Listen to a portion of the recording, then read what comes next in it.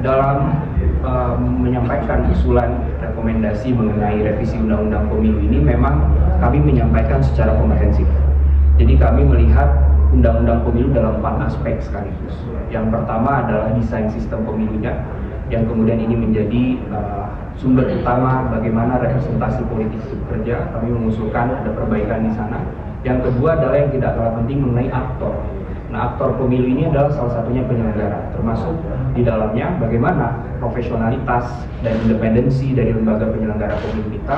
Yang kami usulkan di dalamnya juga berkaitan dengan perubahan desain rekrutmen dari penyelenggara pemilu yang bisa jauh lebih independen. Dan yang ketiga adalah aspeknya manajemen. Nah, di aspek manajemen inilah berkaitan dengan salah satunya soal transparansi penyelenggaraan tahapan pemilu.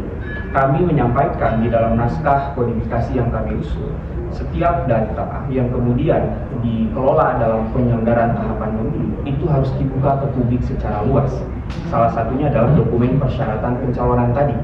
Karena dokumen persyaratan pencalonan ini adalah menjadi rujukan bagi publik untuk melihat rekam jejak dari para kontestan yang kemudian nanti akan menjadi wakil kita di pemerintahan. Maka dari itu penting ini untuk dibuka ke publik. Bahkan kalau kita lihat di Undang-Undang Pemilu kita yang sebelumnya, sebetulnya itu sudah ada asas yang secara tegas di dalam Undang-Undang 7 menjelaskan bahwa aspek transparansi dan akuntabilitas itu adalah asas dari penyelenggara pemilu kita, yang kemudian di dalamnya harus dikedepankan. Tentu memang hal ini terikat dengan berbagai undang-undang lainnya. Salah satunya adalah keterbukaan informasi publik dan juga undang-undang mengenai perlindungan data pribadi, yang sebetulnya dalam konteks ini kami menilai bahwa setiap kontestan yang menjadi peserta pemilu, baik calon anggota legislatif ataupun calon eksekutif, maka sudah sepatutnya dokumen-dokumen yang berkaitan dengan hal tersebut dibuka ke publik agar kemudian publik bisa mengetahuinya, dan juga ini menjadi bentuk transparansi untuk meningkatkan juga kepercayaan publik terhadap para calon yang kemudian akan berkontestasi.